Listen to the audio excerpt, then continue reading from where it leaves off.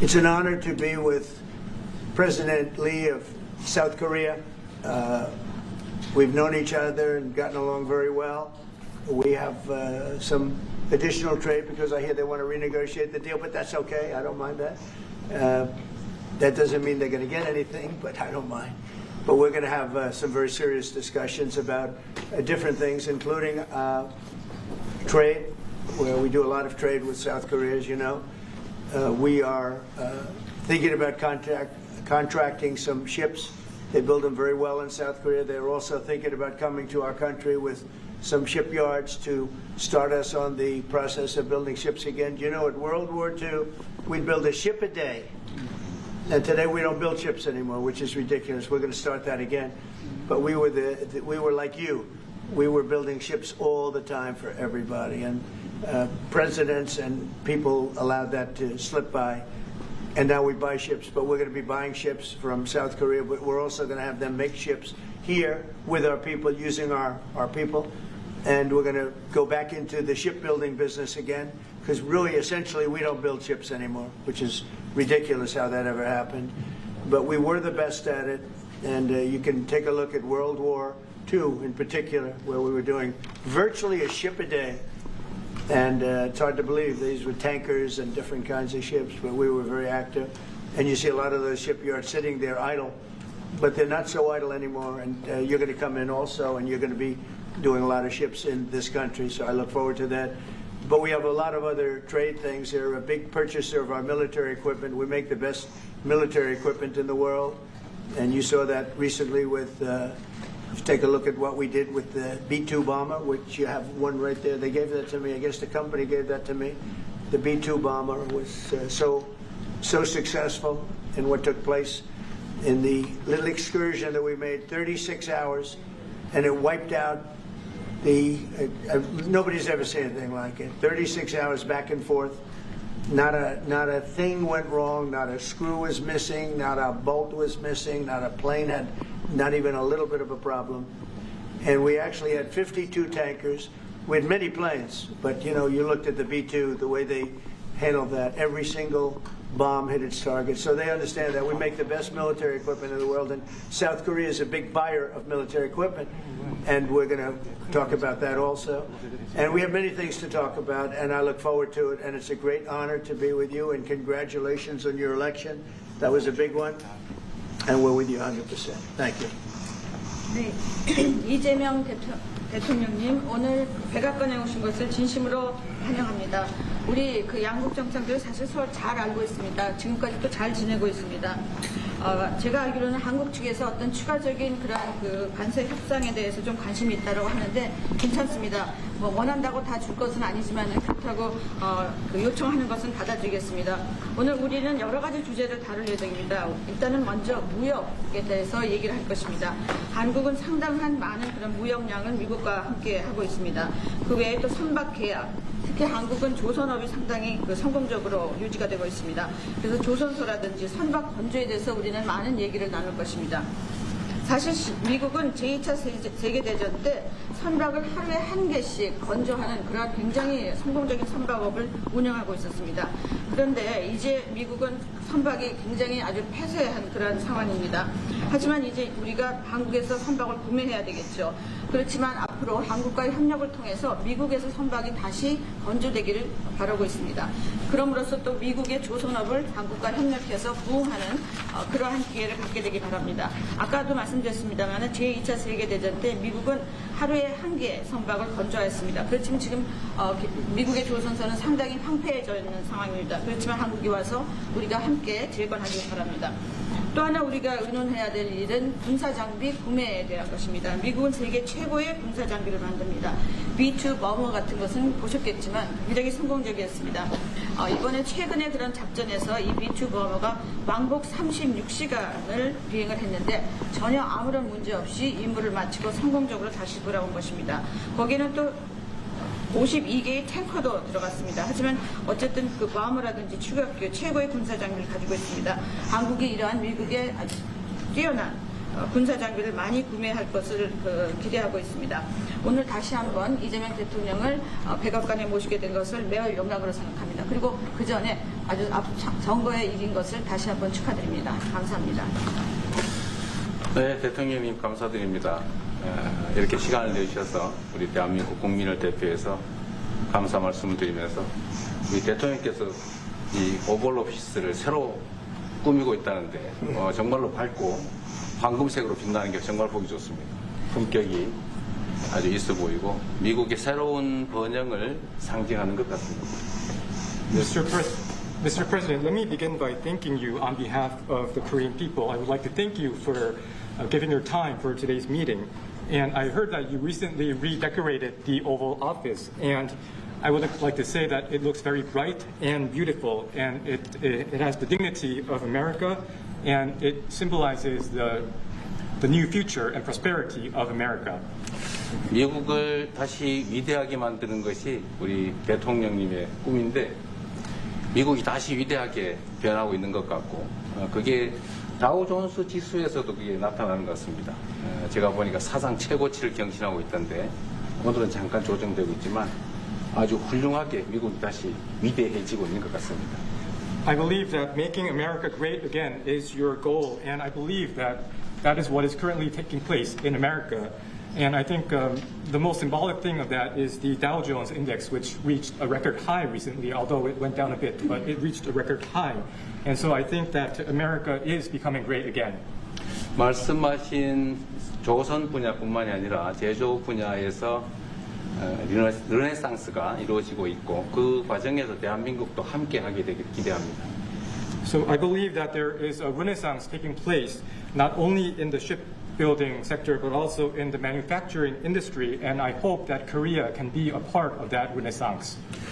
그리고 또 한 가지 제가 꼭 말씀드려야 될 것이 대통령님의 평화를 지키는 기간의 미국의 역할을 넘어서서 새롭게 평화를 만들어가는 피스메이커로서의 역할이 정말로 눈에 띄는 것 같습니다. And one thing that I wanted to say to you is that America's role not as a keeper of peace, but a maker of peace, is being more is emerging more evidently. 유럽, 아시아, 아프리카, 중동 여러 곳에서의 전쟁들이 이제는 트럼프 대통령님의 역할로 휴전하고 평화가 찾아오고 있습니다. Many wars in Europe, in Asia, in Africa, and in the Middle East are coming to peace because of the role that you are playing.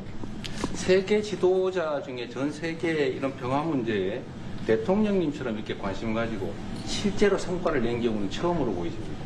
So among the many world leaders, I believe that you are the only leader who has made such accomplishments.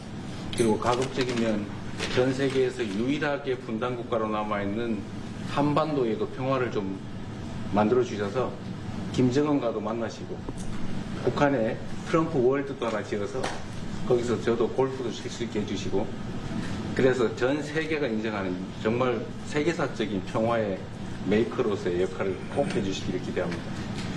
And I would like to mention that the only remaining divided nation in the world is the Korean Peninsula, and I would like to ask for your role in establishing peace on the Korean Peninsula. So I look forward to your meeting with Chairman Kim Jong Un and construction of a Trump Tower in North Korea and playing golf at that place. 아마 기다리고 있을 것 같습니다. 다시 한 번만. 네, 기다리고 있을 것 같습니다. So I believe he will be waiting for you.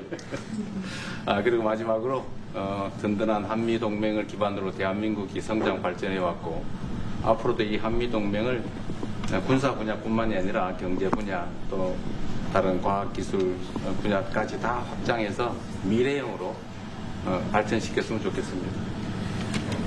Korea was able to attain economic growth and development through our ironclad alliance.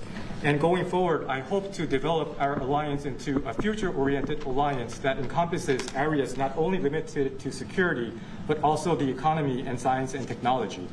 대한민국 국민들은 트럼프 대통령님에 대해서 정말로 큰 기대를 가지고 있다는 말씀을 드리면서 다시 한번 이런 시간 내주셔서 감사드립니다. The Korean people have great expectations for you, Mr. President. Thank you once again for your time.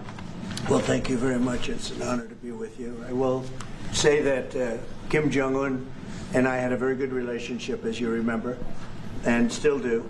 And when I came in, I didn't know him. We had 2 summits, but we became very friendly. Respect. It was great respect.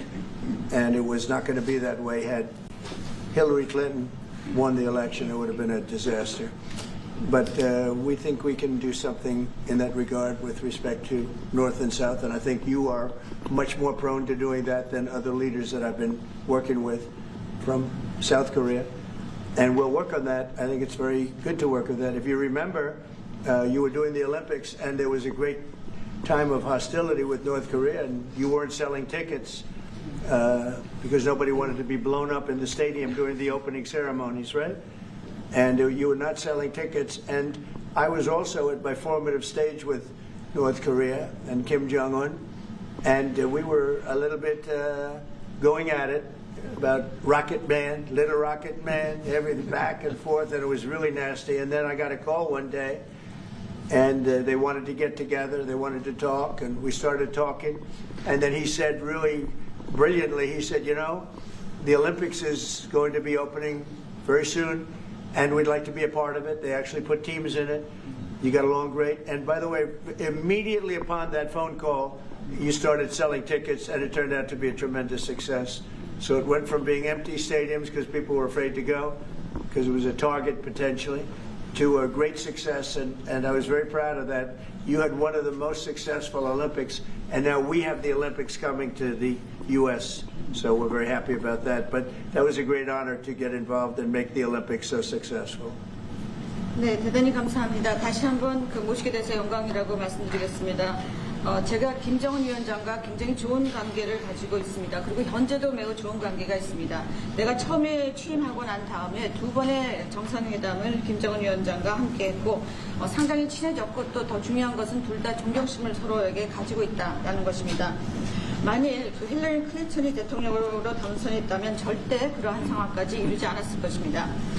제가 보기에는 이재명 대통령께서 한국의 어느 지도자보다도 북한에 좀 더 문제를 해결하고자 하는 의지가 있는 그러한 대통령이라고 생각합니다. 그래서 어쩌면 우리가 함께 노력한다면 어느 정도 진전이 있을 수도 있겠습니다. 사실 그 한국에서 올림픽이 열렸을 때 북한 때문에 많은 사람들이 올림픽 표를 사지 않는 그런 현상이 생겨났었습니다. 그런데 김정은 위원장이 그때 사실은 김정은 위원장과 초기에는 제가 별로 사이가 좋았던 것은 아닙니다. 서로 라켓맨이라고 부르면서 주고받는 그러한 그 해프닝도 있었습니다. 그런데 어느 날 통화를 시작하게 되었고 통화를 하면서 그가 얘기를 했습니다. 한국에서 올림픽이 곧 열리는데 우리 그 북한도 참가하겠다. 그렇게 얘기를 했습니다. 그리고 그 통화 직후에 올림픽표가 많이 팔리기 시작했습니다. 그리고 한국의 올림픽은 올림픽 역사상 가장 성공적인 올림픽으로 지금 기록되고 있습니다. 또 우리 미국도 곧 올림픽을 주최할 예정입니다. 그래서 우리도 미국에서 성공적인 그런 올림픽을 주최할 계획을 가지고 있습니다.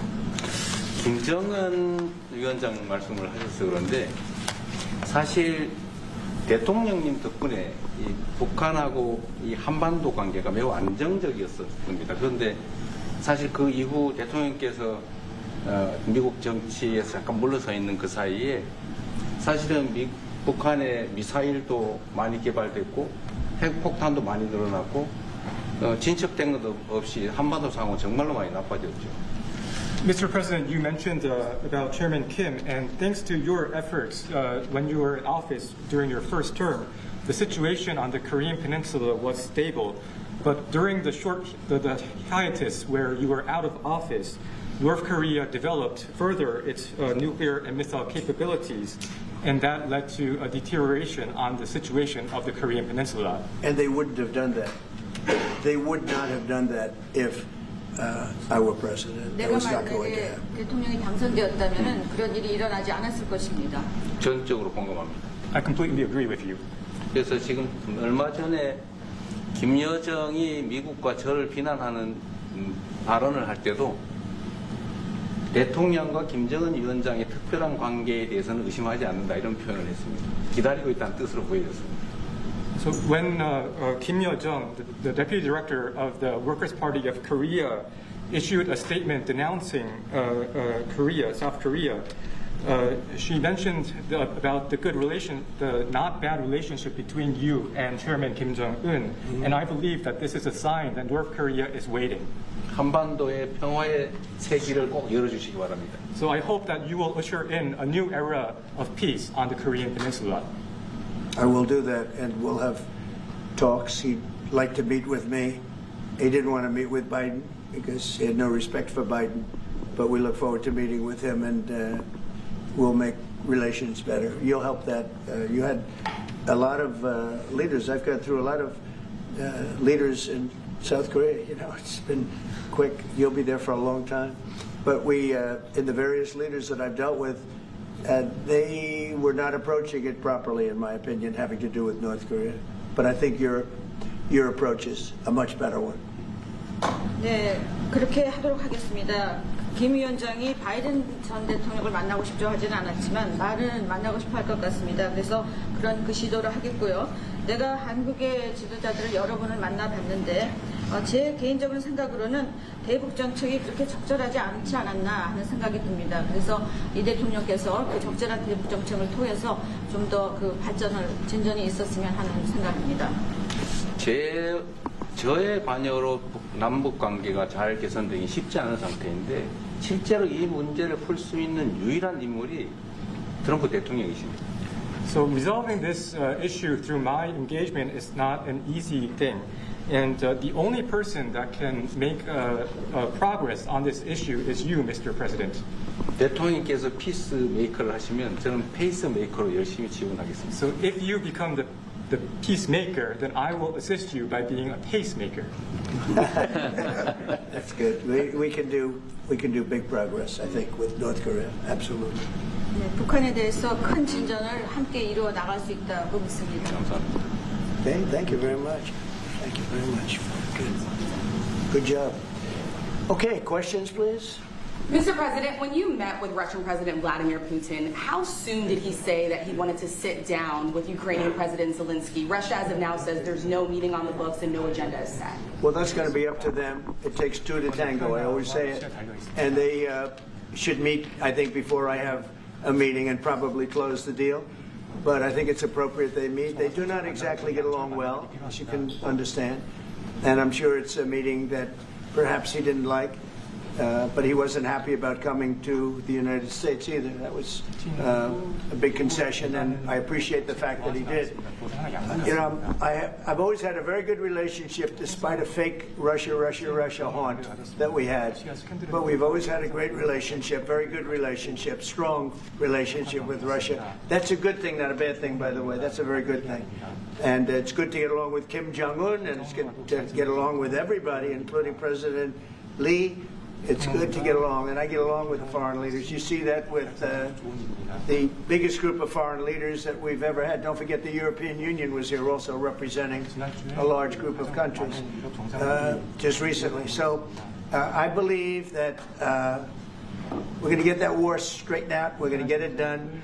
I don't know that they'll meet. Maybe they will. Maybe they won't. They'd like me to be at the meeting. I said, you guys ought to work it out. It's between you, it's not us. Now, in the meantime, we're not spending any money on, as you know, in Ukraine. We're selling military equipment to NATO. NATO now is taking in, excuse me, NATO now is taking in a large amount of money from the countries. They're taking in 5% of GDP versus 2%. They're paying the 5%. They never paid the 2%, most of them, or a lot of them.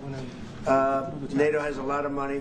We are selling military equipment to NATO at full price, and NATO's distributing that equipment to wherever they are. I mean, perhaps to Ukraine. So NATO's working with Ukraine. Biden was giving hundreds of billions of dollars, just willy-nilly, just giving money. He had no idea where it was going. It was terrible what was happening. So we're not involved anymore in terms of the cost. We're in for $350 billion. As you know, I also got the rare earth deal done with Ukraine, which was worth much more than the $350 billion.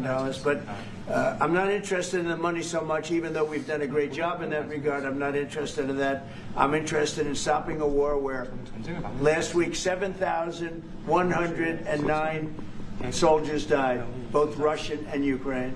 It's such a waste of life and humanity. They're not from this country. They're not from any other country other than Ukraine, for the most part, other than Ukraine and Russia. But it's a very important thing to me to stop it. I stopped 7 wars that were raging, one for 31 years, the Congo, and as you know, Rwanda, one for 35 years. I don't have to go into them. You know the list better than I do. But we stopped a lot of wars, including, you think about it, India and Pakistan, which was probably 2 weeks away from being a nuclear war. They were shooting down airplanes all over the place.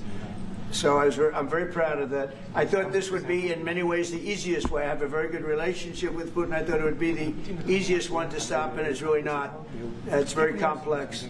It's very personal from their standpoint. There's tremendous dislike personally between the two men, and we're going to have to straighten that out. But I would like to see them meet first.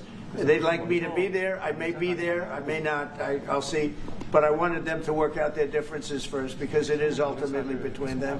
And when that happens, I think we'll get an end. How soon? Maybe they don't. How long are you willing to let this play out? And if they don't meet, will there be consequences? And how soon for Russia? Yeah, there could be very big consequences, but we'll see what happens. There might be very big consequences, because this is something that has to end. This war would have never taken place, and for 4 years it didn't take place. But if I were president, this war would have never taken place. There has not been a war like this since the Second World War. This is the biggest thing that's happened in terms of warfare, wars. It's a whole new form of fighting. It's a drone fighting. It's a drone war. No, a drone war never existed before. And we're actually studying it from the standpoint of Pete Hegseth and everybody. We're studying it and studying it very carefully. This is a whole new form of war, but it's a violent war, and there has been nothing like this since the Second World War. So we'll see what happens over the next week or two, and at that point I'll step in very strongly, and if I have to be there, I'll be there. And we'll either have a deal or we won't. But a lot of people are dying, and I want to get us... Mr. President, Kim Jong Un wants to meet. When do you want to meet with him? With who? You said the North Korean leader wants to meet. How soon would you? Yeah, we want to have a meeting. I like to have a meeting. I got along great with him. You know, you were there. We even had a press conference. He had his first press conference. Kim Jong Un had a press conference. This was a little different press conference. I said, have you done a press conference before? No. And you know what? He did great. It was a great press conference, actually. It was historic. I doubt he's done one since. But I said, would you like to meet the fake news?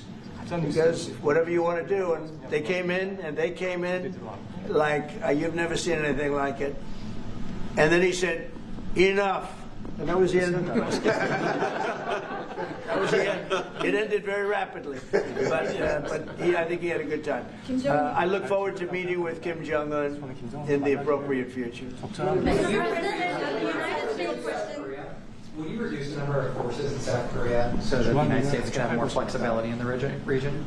Say it. Would you consider reducing the number of U.S. forces in South Korea so that the United States can have more Well, I flexibility don't want to say that now, because we've been friends and we're friends. And look, we have a lot of people over there. We have over 40,000 troops in South Korea. As you know, South Korea agreed to pay for that during my last term. And then when Biden came in, they complained to Biden that I wasn't a nice person. And he agreed not to pay. He gave up billions of dollars. We were getting paid billions of dollars. But then Biden ended that for whatever reason. It's unbelievable that he did.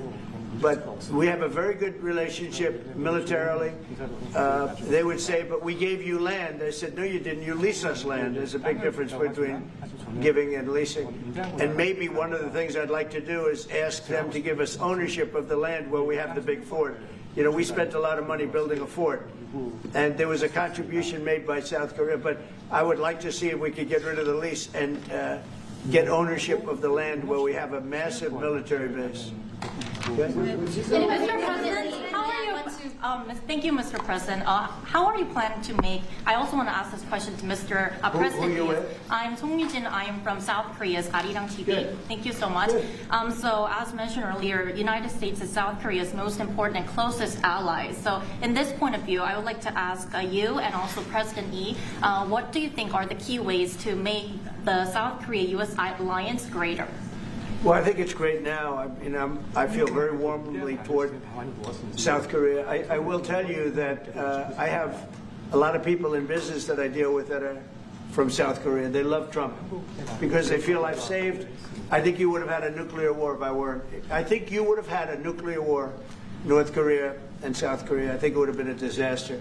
You're only 60 miles away from Seoul. They don't even need nuclear. They have their cannons, howitzers, and they have them buried in the mountain. You know what I'm talking about. And I think you would have had, if I didn't win that election, if Hillary Clinton, crooked Hillary, won that election, I think you would have had a nuclear war.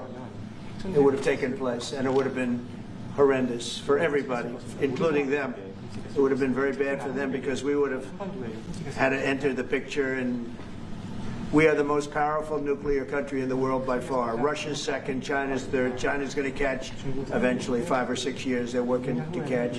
One of the things we're trying to do with Russia and with China is denuclearization. And it's very important. One of the things I discussed with President Putin the other day, it wasn't just that, it was also other things. And I think the denuclearization is it's a big aim. But Russia's willing to do it, and I think China's going to be willing to do it too. We can't let nuclear weapons proliferate. We have to stop nuclear weapons. The power is too great. Okay?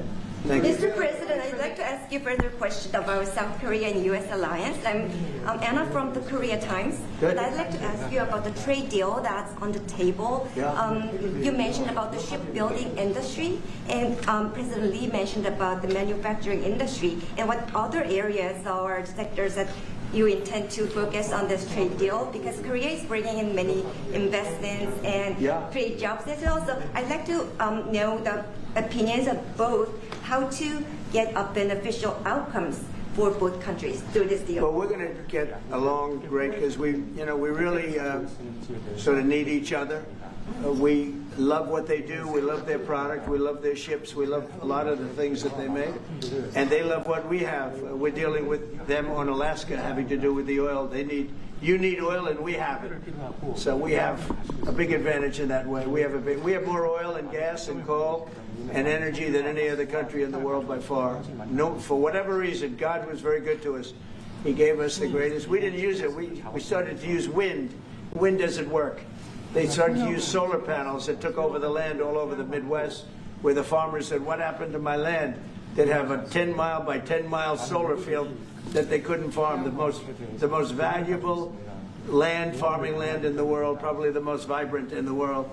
And they put solar plants all over the place. It's ridiculous. Big, massive black fields of solar that all comes out of China. Or plastic, all comes out of China. But we have the greatest amount of energy in the world, and we're dealing with South Korea, as you know, in Alaska, and we're going to be making a deal, a joint venture with South Korea. Japan is involved also, very strongly involved. So we have Japan and South Korea, and we're actually the closest. It seems like quite far away, Alaska, but actually it's right up the little ocean, right up the little Pacific Ocean. It's actually pretty close, relatively speaking. But we have more oil and gas and coal than any other nation in the world by far, and we're going to use it. And that's the thing that South Korea, I think, most wants from us, I would think. Mr. President, would you go back to the DMZ to meet with the North Korean leader? Say it? Would you go back to the DMZ to meet with the North Korean leader? I loved it. Remember when I walked across the line and everyone went crazy? Especially Secret Service, I would say they were going crazy. And I looked into those windows, the windows, the glass, that you could only see if you looked direct, because there was all sorts of stuff. But I looked in and I saw more rifles pointing at me than you could. There were a lot of rifles in that building. The Secret Service was not happy. You know the buildings I'm talking about? The two blue buildings on each side. And I walked up the middle and I looked in the window and I saw more guns in that room than I've ever seen in my life. I looked at the other side and it was the same thing. And yet I felt safe. I felt safe because I have a great relationship with Kim Jong Un. I hope it stays that way. I think it will. I have a very good relationship. I understand him. I spent a lot of free time with him, talking about things that we probably aren't supposed to talk about. And, I get along with him really well. I think he has a country of great potential, tremendous potential. Possibly meet him this year or maybe next year? Well, I'm meeting a lot of people. I mean, it's hard to say that, but I'd like to meet him this year. President Xi would like me to come to China. It's a very important relationship. As you know, we're taking a lot of money in from China because of the tariffs and the different things, and it's a very important relationship. We're going to get along good with China. I hear so many stories about we're not going to allow their students. We're going to allow their students to come in. We're going to allow. It's very important. 600,000 students. It's very important. But we're going to get along with China. But it's a different relationship that we have now with China. It's a much better relationship economically than it was before. With Biden, boy, what he allowed that, I mean, they just took him to the cleaners. You know the expression? They took him to the cleaners. I'm sure they have an equal expression in South Korea, but they took that guy out for a ride like nobody's ever been ridden before. Terrible. But we have a very strong relationship, Howard, I would say, economically with China now, getting much better. They have to give us magnets. If they don't give us magnets, then we have to charge them 200% tariff or something, you know. But we're not going to have a problem, I don't think, with that. I think that's perhaps behind us. You know, China intelligently went and they sort of took a monopoly of the world's magnets. And nobody needed magnets until they convinced everybody 20 years ago, let's all do magnets. There were many other ways that the world could have gone. But so it'll take us probably a year to have them. We're heavy into the world of magnets now, only from a national security standpoint. But we have a powerful thing. It's airplane parts. They have many Boeing jets. You know, they had 200 jets that didn't fly. And I've sent them all, based on his word, I sent them all of the parts so their planes can fly. I could have held them back. I didn't do that because of the relationship I have. And their planes are now flying. You know, we had 200 of their planes were unable to fly because we were not giving them Boeing parts purposely, because they weren't giving us magnets. Therefore, we weren't giving them. But we have a much more powerful thing, that's tariffs. If we wanted to put 100%, 200% tariffs on, we wouldn't do any business with China. And, you know, it would be okay, too, if we had to. But the magnet situation, we have tremendous power over them, and they have some power over us with magnets. We're going to have a lot of magnets in a pretty short period of time. In fact, we'll have so many we won't know what to do with them. But you know the story. It's a very interesting history with magnets. And it really is because presidents, not being business people, they allowed that to happen. And they shouldn't have. But we have much more. I mean, look, in terms of playing the cards, we have much bigger and better cards than they do. But with that being said, I think we have a great relationship. I spoke to President Xi fairly recently, and at some point, probably during this year or shortly thereafter, we'll go to China. And I think we're going to see a magnificent sight. It's a great country. Mr. President, on the National You Guard. and President Lee actually are planning to go to China. You mentioned either this year or next year. Could you please share more details about your plans going to China and also President Lee? Well, maybe we'll go together. Do you want to go together? We can share a plane. We'll save energy. We'll save a little, you know, the ozone layer. Remember President Obama used to talk about the ozone layer, and then he'd fly to Hawaii to play around the Gulf in a 747. Mr. President, on Would the you national. accept the invitation, Mr. Lee? 중국에서 만약 가게 Well, 되면 I was sort of meant jokingly, but if you want, you can come.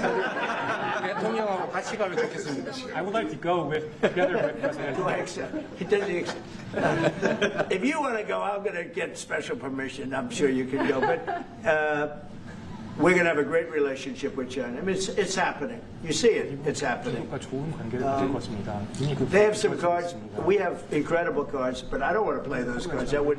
If I played those cards, that would destroy China. I'm not going to play those cards. Mr. President, on the National Guard, you've talked a lot about Democratic-run cities and states. Yeah. Would you also consider sending the National Guard into red states and red cities that are also seeing high crime? Sure, but there aren't that many of them. If you look at the top 25 cities for crime, just about every one of those cities is run by Democrats. And you know, one of the bad things they did, cashless bail, if you look back on time, when they allowed a murderer out that afternoon, you know, he'd kill somebody and then a couple of hours later he's walking the streets again, oftentimes killing again rapidly. Cashless bail is a disaster. You saw we had a news conference today on that. We're wiping it out in D.C., immediately wiping it out. It started in New York, I must tell you, and it's been a horrible thing for crime, especially violent crime. So we're going to end cashless bail, yes. Thank you. When will you deploy to Chicago, and how long are you keeping troops here in Well, Washington, here's another D.C.? discussion. I really want to be appreciated. You know, when we go into a city and wipe out the crime, so D.C., it sounds so horrible. I'm embarrassed to say it in front of you because they don't have anything like this. Washington, D.C., sir, has not had a murder in 11 days. Now, he's saying that's a horrible thing to hear because they don't have murders for ever. But Washington, D.C., if you go back and check, it's been many years since we went a week without having a murder. Now we haven't had, and I would say that Washington, D.C. right now is much safer than Seoul. You know why? Because we have a friendly neighbor. We have more friendly neighbors. You have a different kind of problem. We all have different problems. But Washington, D.C. is a very safe city right now. People are going out to dinner. Restaurants are opening. Restaurants that were going to close are now going to stay open. Friends of mine are going out to dinner all the time. They didn't go out to dinner for 4 years. It went rampant during the Biden years. Just rampant. That's why Susie is very close to the mayor and has a lot of respect for her, but I view it maybe a little differently because the mayor would say that it's gotten better. For 30 years it's gotten better. No, it's gotten worse. And the worst day of all was when we just got to office for the second time, and it's in very bad shape. So the mayor shouldn't be saying that violent crime has been getting better. It's been getting much worse. And the day I took office, it was the worst. And we did some minor things, made it a little bit better, but then we said, look, we got to stop it because too many people are getting killed. And we have not had a murder in 11 days. It sounds crazy. I hate to say this in front of this gentleman who I respect because they don't have murders for years. But we have not had a murder in 11 days. And that's going to go on for a long time. And there will be, I guess, it'll happen a little bit, but we have a very safe city. This is one of the safer cities right now in the country. And in a short period of time, it'll be like the border. Nobody came in through our border. For the last 90 days, 3 months, we had 0 illegal aliens from the Congo, from South America, from all over the world, from prisons coming in, pouring into our country. Nobody, not one person, and this is done by a liberal group, a liberal think tank. They do the work. Not one person has come into our country. Think of that. It's been amazing. And I didn't have to go back to Congress and ask. Biden could have done this by himself. I did. I said, close the borders. We had the great Tom Homan. We had Christie, as you know, Christie Noem, who did a fantastic job. She's doing a fantastic job.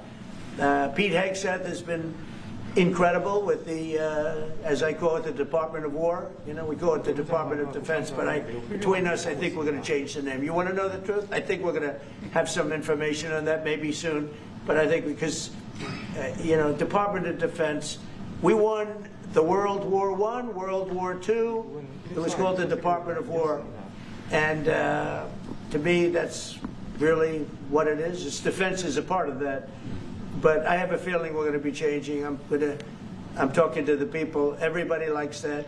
We had an unbelievable history of victory when it was Department of War. Then we changed it to Department of Defense. So that's a little thing, has nothing to do with your country, but it's something that I think you're going to be hearing about or seeing about over the next couple of weeks.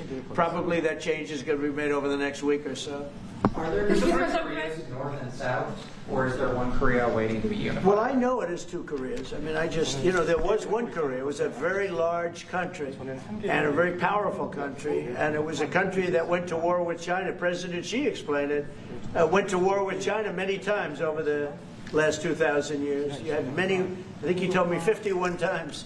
So I remember I went to President Xi, I said, you know, we're having a problem with North Korea. Straighten it out, would you please? He said, well, we have been to war with them. And I think he said 51 times. But at that time, it was the whole of Korea. It wasn't, you know, North and South. And after he explained it, I said, all right, not going to be that easy. I guess you're right. But, you know, you had one Korea, and it was a very big, powerful nation. Now you have 2 big, powerful nations, but you have essentially a wall in between.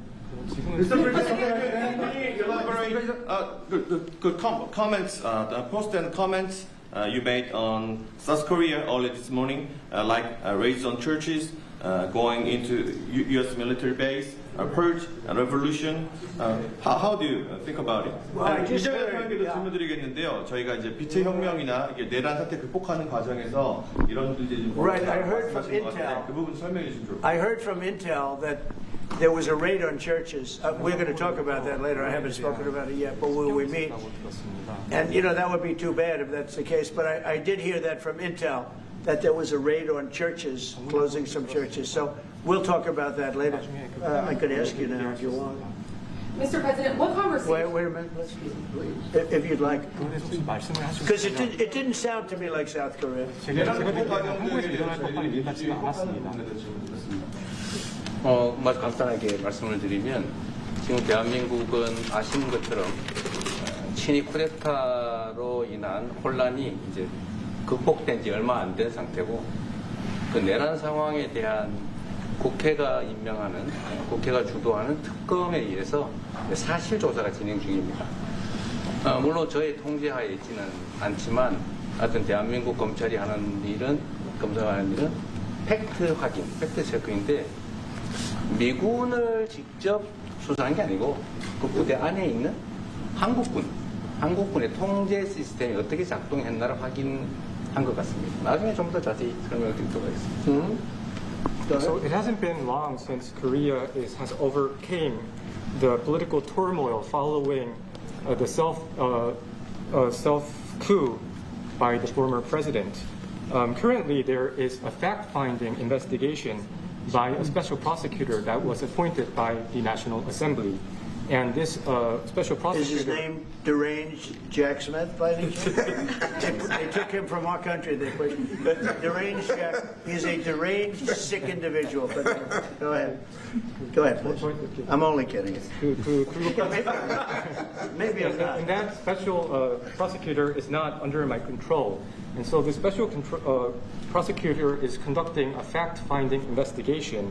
And I would like to explain about what you said about U.S. bases. They did not conduct a search and seizure of American bases, but they looked into the chain of command and the control system of the Korean military. Right. And I would be happy to That's okay. explain about this more in detail I'm sure it's, during our lunch meeting. I am sure it's a misunderstanding, but you know, there is a rumor going around about churches, raiding churches, so we'll talk. I'm sure that's going to be worked out fine. Yeah, please go ahead. Mr. President, what conversations have you had with Israeli Prime Minister Benjamin Netanyahu about what is going on in Gaza? There was a UN-backed report that said there's a famine in Gaza. Based on what you know and what you've been briefed on, do you agree with that? So, I mean, I deal with Bibi Netanyahu quite a bit, and we had great success, obviously, in Iran. We knocked out their nuclear threat. That would have been a horror show having them have a nuclear weapon. They would have used it, too. We did very well there. Right now, they're talking about Gaza City. There's always talking about something. At some point, it's going to get settled. And I'm saying you better get it settled soon. You have to get it settled soon. And that means, you know, nobody can forget October 7th. People forget October 7th. That was one of the most brutal. I've seen some terrible things, some brutal things. That was about as bad as it gets. And nobody can forget that. With that being said, it's got to get over with. It's got to get over with because between the hunger and all of the other problems, worse than hunger, death, pure death, people being killed. And, you know, I'm the one that brought back the hostages, and I did it with that gentleman right there, Steve Witkoff, and with Marco. All of us, the whole team, we worked together. Even the trade people worked on it with us. And we brought back a lot of the hostages. Now we're left with, would you say 20, Steve, or would you say it's less than 20? I hope it's 20. He hopes it's 20 because some could be dead. That's what he means, I assume. Yes. So we have 20, but there's rumors that some could be dead. It's a terrible situation over there. Terrible, terrible situation. But it's coming to a head. It's coming to an end. We are sending, you know, we sent $60 million of food over there just recently. And I don't even know if people know it. We distributed ourselves. We're giving a lot of food, spending a lot of money on food, getting it over there. We have a lot of food. We have a lot of oil, and we have the greatest farmers in the world. So we have a lot of food, but we're sending a lot of it over to Gaza, and we're feeding a lot of people. But with all of that being said, it's a lot of people to feed. And I think that we will have, I think within the next 2 to 3 weeks, you're going to have pretty good conclusive ending. And it's a hard thing to say because they've been fighting for thousands of years. If you want to know, that's been a hotbed forever. But I think we're doing a very good job. But it does have to end. But people can't forget October 7th either. Do you plan to attend APEC summit to be held in Korea? A summit in South Korea? Yes, South yeah, Korea I'd love in to. November. I'd love to. Last time I spoke in front of your parliament, and I love doing that. Beautiful respect they had for our country, and a beautiful room. I remember how beautiful it was, and I enjoyed doing it. No, I could see going. I think I'm going for a trade meeting to South Korea pretty soon. You're hosting a trade meeting. So I can sneak away from that trade meeting and we'll go and do something for the president if he'd like me to do that, okay? But so we'll be going there fairly soon. You know about that? If you attend, then it's a good chance to meet up Kim Jong Un again, or maybe Xi Jinping. Then how do you think of it? You mean set them up together? Yes. That'd be interesting. We'll arrange a meeting between you and Kim Jong Un. Would you like that? That's a very tough question right now. I don't know where that question is leading. Anyway, look, I get along great with Kim Jong Un, and if whatever I can do having to do with South Korea and getting people together, you should get together, right? Mr. President? Yes, ma'am. Yes. Smile. Yeah. All right. And then she'll turn out to be the worst one in the room. I want to ask about Masca project. Masca project. Yeah. Oh yeah, sure. Yeah. We're going to do that. Yeah. I think we're going to do that very strongly. We're going to have a big, within a period of, it takes a while. That's a hard one to start. Some companies you can start easily. Shipbuilding's a tough one to start, but we'll be doing that. Now, with that being said, we make the best submarines anywhere in the world. We make submarines. We're 25 years ahead of anybody else in submarines. So we do that. We do that. But we really gave up the shipbuilding industry foolishly many years ago. But we're gonna start it up again. We're gonna be making our own ships again soon. Okay, how about one or two more? Mr. President, have you been briefed on the search of John Bolton's home and office from Friday? Have you been briefed I on that? have not been briefed. No, I read it just like you did. I was never a fan of his. I thought he was stupid. I thought he was, a guy that only wanted to go into war. He liked killing people. I thought he was essentially a bad guy, but I'm not involved in that. No, you'd have to ask Pam Bondi about that. Question on it, sir. Are more raids like that coming, sir? Are more raids like the one on John Bolton's house coming? More raids? I don't know. You'd have to ask the Department of Justice. They raided my house, I can tell you that.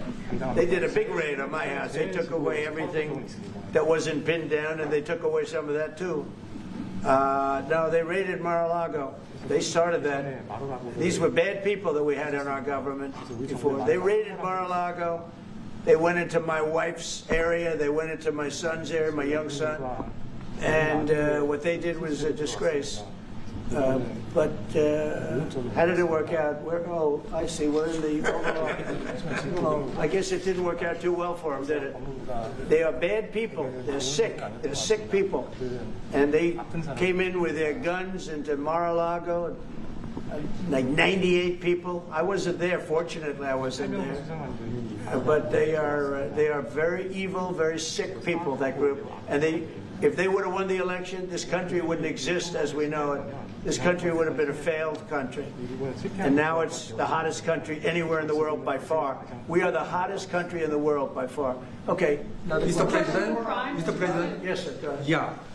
President Lee met with the Japanese Prime Minister before this summit. That's good. So is there something to discuss regarding the cooperation among South Korea, U.S. and Japan? I think so. Look, Japan is a great ally of us, and I had a little bit of a hard time getting you two together because you're still thinking about comfort women, right? Comfort women. That's all they wanted to talk about was comfort women. And I thought that was settled a few times over the decades. But there is an overlapping problem with that. Perhaps I'm wrong in saying it. perhaps this isn't right, but the whole issue of the women, comfort women, very specifically, we talked, and it was a very big problem for Korea, not for Japan. Japan wanted to go. They want to get on, but Korea was very stuck on that. You understand? So I don't know. Perhaps you'd like to answer. It's a good question. It was hard getting Japan and Korea together because of what took place a long time ago. But Japan wants to do it, I can say. Korea is a little bit more tenuous, please. 지금 질문은 그 3자 협력에 대해서. 우리 한미일 협력은 매우 중요한 과제고 또 한미 관계의 발전을 위해서도 한일 관계가 어느 정도 수습이 돼야 됩니다. The trilateral cooperation among Korea, the U.S., and Japan is very important, and better Korea-Japan relations is also important for the Korea-U.S. relationship as well. 그래서 대통령께서 한미일 협력을 매우 중시하고 계시기 때문에 제가 대통령을 뵙기 전에 미리 일본과 만나서 대통령께서 걱정하실 문제를 다 미리 정리했다 이렇게 생각해 주시면 좋겠습니다. Because I know that President Trump, that you put emphasis on trilateral cooperation, right. I made a visit to Japan before coming to the U.S. to settle the difficult issues that we have. Good. Well, Japan wants to get along very well with you, and I find them to be great people, great country, obviously, and they want very much to get along with South Korea. And you have something in common. You know, you want to solve the North Korea problem. But Japan very much wants to get along with you, and I'm sure they will. I find the people that I deal with to be wonderful people, actually, as I do with you. 이번에 일본에 가서 이시바 총리를 만났을 때 그 전에 우리가 가지고 있던 여러 장애 요소들이 많이 제거됐다는 생각이 듭니다. So when I visited Japan and met with Prime Minister Ishiba, I realized that many of the obstacles that existed between our two countries have now been removed. True. During my term. We removed them during my term. There was an overlay a little bit, but we removed many of those obstacles during my term. And, if you look at Prime Minister Abe, who was a great man, he was a great friend of mine, and he was assassinated. But he felt very warmly toward your country, I can tell you that. And the current Prime Minister, who I've gotten to know very well, feels the same way. So I think you're going to have a great relationship with Japan. Steve, go ahead. Just to close the loop on Gaza, is there a diplomatic push underway to try to get all this to end? Oh, there's a diplomatic push. There has been, yeah, sure. Right now, Steve, I would say very serious diplomatic push. Marco or Steve, Marco, do you want to answer that first? Yeah, it's never stopped. We've always looked to find a solution there. Ultimately, as the president said, we want it to end. It has to end with no Hamas. Steve, where are we? I would say that we wouldn't be anywhere but for the president's truth last week, which was a statement to Hamas that they better get their act together and get to the peace table. But for that, it would have been all stalled. So, as usual, he is the man who moves it. Thank you. Thank you very much, everybody. Thank you guys.